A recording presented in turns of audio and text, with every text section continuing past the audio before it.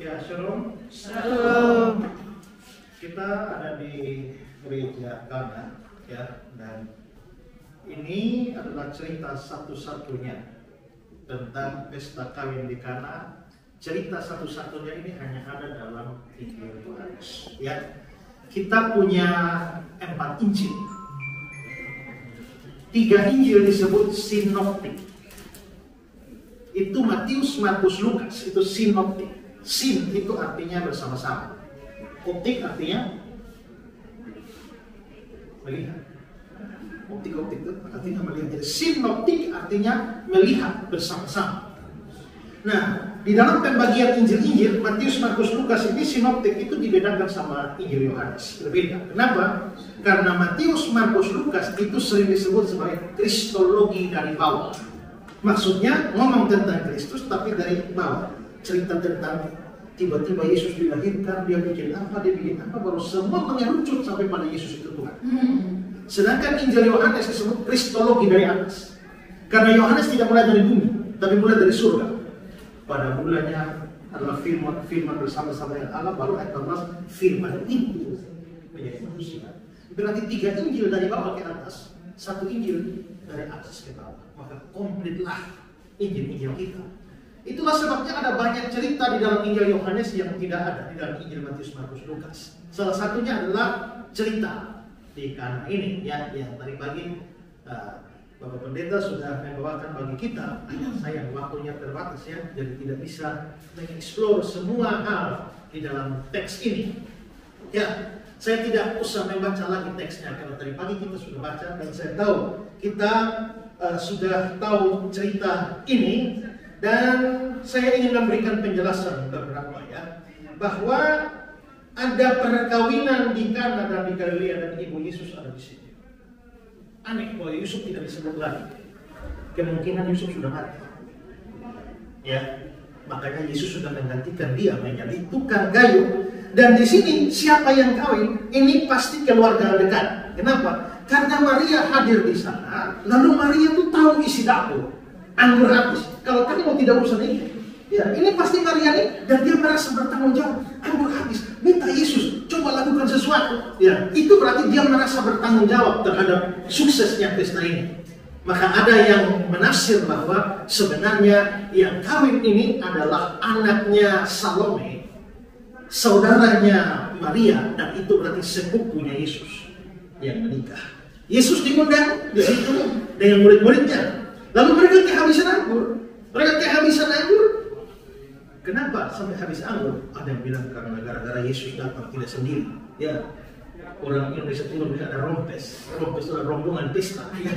Yesus datang bersama murid-muridnya, akhirnya anggur habis. Tapi tidak. Kita harus lihat dalam tradisi Yahudi. Kalau kita pesta kawin hari ini, pesta selesai. Tapi orang Yahudi pesta 7 hari. Nah, karena pesta 7 hari itu dan open house, siapa saja datang. Ya. Para rabi berkata, tidak ada anggur, tidak ada sukacita. Maka anggur harus ada. Seperti kita di rumah harus ada kopi, harus ada teh, itu minuman wajib, ya. Dan karena itu juga lah maka Yesus bikin air jadi anggur, jadi tidak salah kalau orang Kristen minum anggur, ya. Jadi tadi dia anggur itu tidak salah, ya. Nah, yang dilarang Alkitab adalah mabuk. Jadi kalau minum anggur tapi tidak mabuk, tidak apa-apa. Ya, bahkan Yesus bilang akulah pokok anggur, kan? Nah, di sini mereka kehabisan anggur. Mengapa penting peristiwa ini? Kita harus memahami budaya di sini. Kalau kita orang datang ke rumah lalu kopi habis, ada masalah? Suruh beli di kios saja tidak ada masalah. Bahkan tidak ada kopi pun ya sudah aku boleh buat, tidak ada masalah. Tapi ini beda dengan di sini. Kalau sampai anggur habis, pesta kawin bubar. Jadi itu berarti ancaman bahwa keluarga ini bisa bubar di hari pertama mereka mau menikah karena anggur habis. Itu sebuah kehinaan yang luar biasa, ya. Nah, lalu Maria datang, mereka kehabisan anggur. Tujuannya ada yang bilang mereka kehabisan anggur, mari kita pulang. Tidak ada apa-apa lagi di sini. Ada yang mengatakan bahwa Maria minta Yesus bikin mujizat. Tapi kalau dikatakan nanti di ayat yang ke-11, itu mujizat pertama. Kalau itu mujizat pertama, dari mana Maria tahu bahwa Yesus pernah buat mujizat sehingga dia mengharapkan Yesus bikin mujizat? agak sulit penafsiran demikian. Penafsiran yang paling banyak diterima adalah begini. Saudara lihat, kalau memang Yesus diminta bikin mujizat, ada yang aneh. Ayat yang kelima, ya ayat yang ke-6 itu ya, dia bilang ayat 4, mau apakah engkau padaku ibu saatku belum tiba. Ini terjemahan Indonesia diperhalus, mau apakah engkau ibu. Dalam terjemahan Yunani tidak begitu. Mau apakah engkau hai perempuan. Terjemahannya. Makanya orang merasa Yesus kok kasar sekali. Ya kasar menurut rasa Indonesia, tapi tidak rasa ini kan begitu kan. Kalau nonton film barat tuh bapak anak ngomong bapak panggil nama kan. Ya kan? Dan itu tidak masalah. Tapi kalau kita coba di Indonesia, coba bapak panggil, Joko. Oh habis ya kan.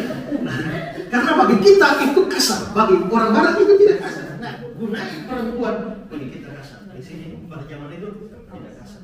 Tapi yang aneh adalah begini, mau apakah engkau hai Gunai saatku belum tiba. Maksudnya Yesus belum saat. Kalau Maria meminta Yesus bikin mujizat dan Yesus bilang saatku belum tiba bikin mujizat, orang dibuat. Apakah Yesus tidak harus Islam? Kalau begitu penafsiran bahwa dia minta, Maria minta bikin mujizat, bukan penafsiran yang benar. Kalau begitu penafsiran yang benar bagaimana? Begini. Maria ini kan tahu selama mengandung dan melahirkan Yesus itu ya, maka dia dianggap sebagai pezina, dia dianggap perempuan yang hamil di luar nikah dan segala macam. Hanya dia yang tahu bahwa bayi yang dia kandung adalah Mesias. Nah, pada saat semua orang ramai, dia maksudnya begini, Yesus bikin sesuatu, bikin mujizat supaya orang akui kamu itu Mesias. Jadi ini sebenarnya permintaan bikin mujizat bukan menolong keluarga. Tapi bikin mujizat supaya orang mengakui dan tahu kau itu siapa. Tapi Yesus bilang tidak. Saatku belum tiba. Saat untuk menyatakan aku Mesias itu belum tiba. Nah, maka disinilah kita bisa melihat nanti Yesus mau menolong. Tapi bagaimana caranya menolong sambil menyembunyikan dia Mesias? Menurut Maria, tolonglah mereka supaya orang akui engkau Mesias. Tapi Yesus mau menolong, tapi tampil sebagai Mesias jangan dulu. Itulah sebabnya dia bergerak di belakang sampai nanti di bagian akhir kita bisa lihat. Ya, setelah pemimpin pesta mengecap ayat itu dan menjadi anggur, dia tidak tahu dari mana datangnya. Pelayan-pelayan tahu.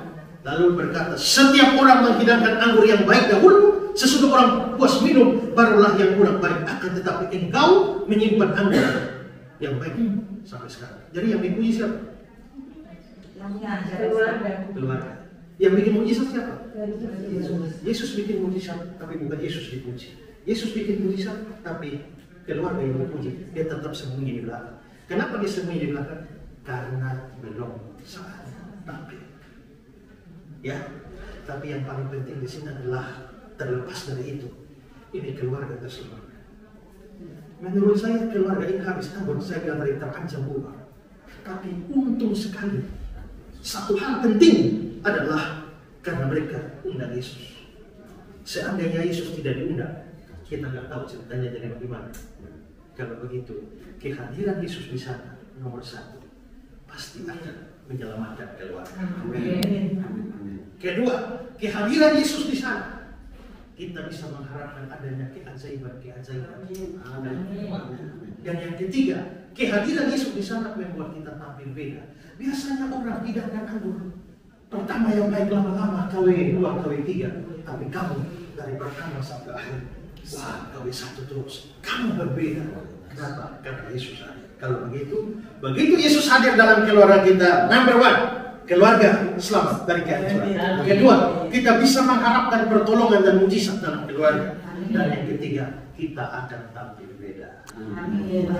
Itu pelajaran di sini, karena itu selalulah menghadirkan Kristus di dalam. Ya, kita ada di gereja dan karena mujizat pertama adalah mujizat dalam keluarga. Tuhan Yesus bikin banyak mujizat, tapi mujizat pertama dalam keluarga, dalam pesta kawin. Maka banyak orang datang ke sini dan memperbaharui janji nikah. Kita bukan pernikahan ulang ya. Ya, sama seperti baptisan tidak diulang, demikian juga pernikahan tidak diulang. Tiap kali berkelahi, keberkatan ulang. Itu ya, maka kita bisa 315 kali berkata ulang. Nah, Di sini hanya pembaharuan saja, bahwa sama seperti kita ya dalam perjalanan ada banyak hal yang membuat kita menjadi tawar atau juga menjadi lupa dengan komitmen dan lain sebagainya. Momen ini adalah momen di mana suami istri memperbaharui janji. Amin. Ya, nah, dan pada kesempatan ini ya ada dari dua saudara kita, Fian dan Feni, yang akan memperbaharui janji mereka di hadapan Tuhan. Saya menyebut Fian dan Feni di hadapan Tuhan.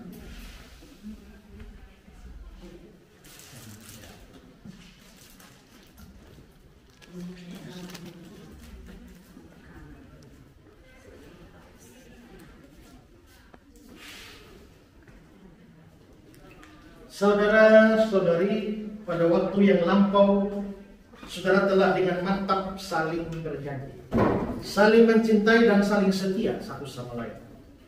Kini pada saat yang istimewa, saudara akan kembali mengucapkan janji setia itu sambil memohon agar Roh Kudus senantiasa memperkuat janji setia yang saudara pernah janjikan.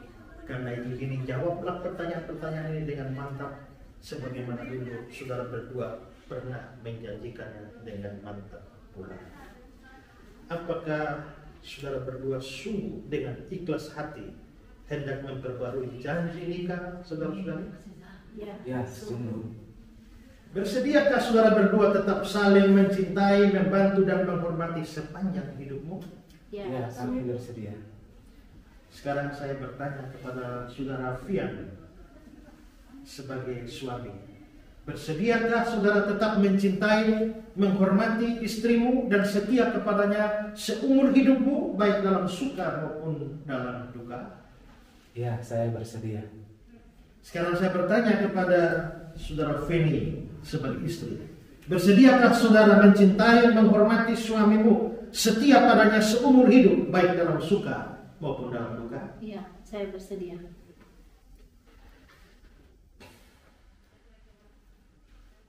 Suami dan istri sekarang akan kembali mengucapkan janji pernikahan. Saudara Fian bisa mengucapkan.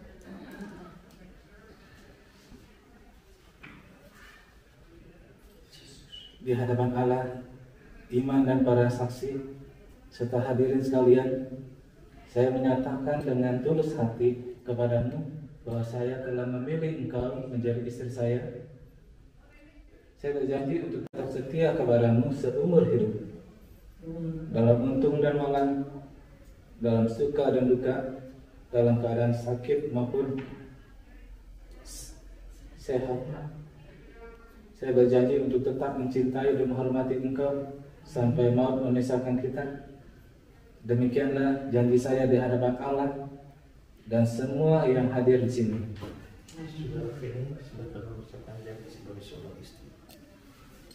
Di hadapan Allah, imam dan para saksi serta hadirin sekalian, saya menyatakan dengan tulus hati kepadamu bahwa saya telah memilih engkau menjadi suami saya. Saya berjanji untuk tetap setia kepadamu seumur hidup, dalam untung dan malang, dalam suka dan duka, dalam keadaan sehat maupun sakit. Saya berjanji untuk tetap mencintai dan menghormati engkau sampai maut memisahkan kita. Demikianlah janji saya di hadapan Allah dan semua yang hadir di sini. Sekarang silakan saudara berdua menutup mata dan mengarahkannya kepada Tuhan dan menerima berkat dari Tuhan. Ya Tuhan Yesus Kristus, kedua anakmu di tempat di mana Engkau pernah membuat mujizat di tengah-tengah keluarga, di tengah-tengah sebuah pernikahan, dan kami juga datang pada hari ini bersama dengan saudara Fian dan Feni yang memperbaharui janji nikah mereka di hadapan Tuhan. Mereka telah mengucapkan janji-janji mereka. Kiranya Tuhan meneguhkan mereka, supaya mereka sepanjang hidup mereka tetap berpegang teguh terhadap apa yang pernah mereka janjikan sekian tahun yang lalu dan diperbaharui pada hari ini. Karena itu kami mohon berkat dan kekuatan dari Tuhan untuk mereka. Kiranya Tritunggal, Bapa, Anak, dan Roh Kudus. Di dalam Yesus Kristus yang telah dipercaya sebagai Juru Selamat dan Tuhan, yang pernah menyatukan keduanya di dalam suatu tali pernikahan, kiranya hari ini menguatkan dan mengokohkan tali pernikahan itu, sehingga apa yang mereka janjikan dapat dan sanggup mereka lakukan sepanjang hidup mereka. Dan kiranya Allah Tritunggal, Bapa, Anak, dan Roh Kudus menyertai keduanya di dalam hidup rumah tangga dari sekarang ini sampai selama-lamanya. Amin.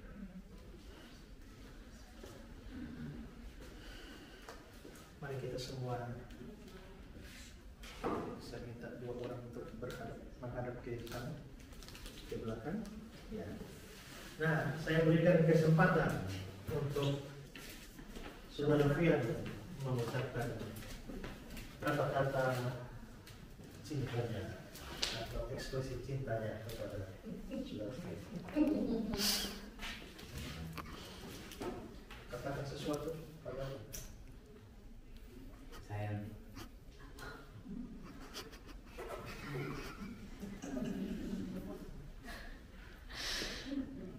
aku mencintaimu apa adanya.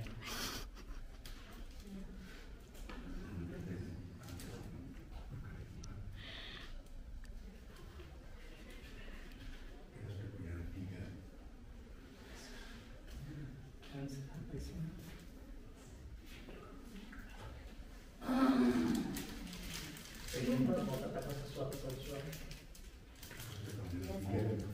Kita akan bersama-sama dalam suka maupun duka. Pokoknya apapun yang terjadi kita harus tetap jadi satu. Mari kita sama-sama ya. Terima kasih Yesusku,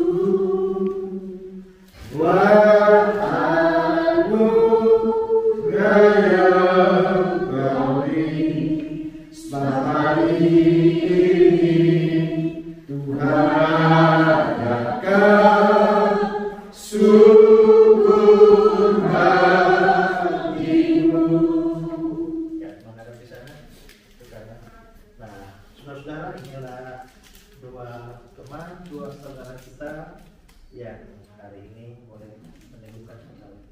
Dan walaupun kita baru bertemu beberapa hari bersama-sama, tapi sudah seperti saudara. Amin. Dan saya berharap bahwa terus berdoa untuk mereka berdua untuk bisa menjalani apa yang telah mereka janjikan di hadapan. Silakan kembali ke tempat.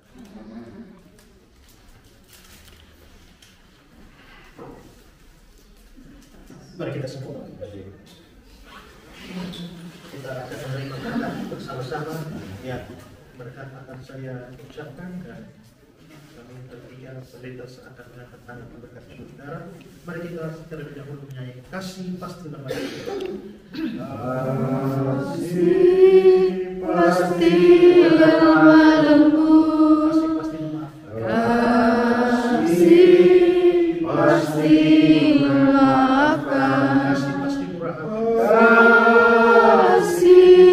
kasih pasti murah hati, kasihmu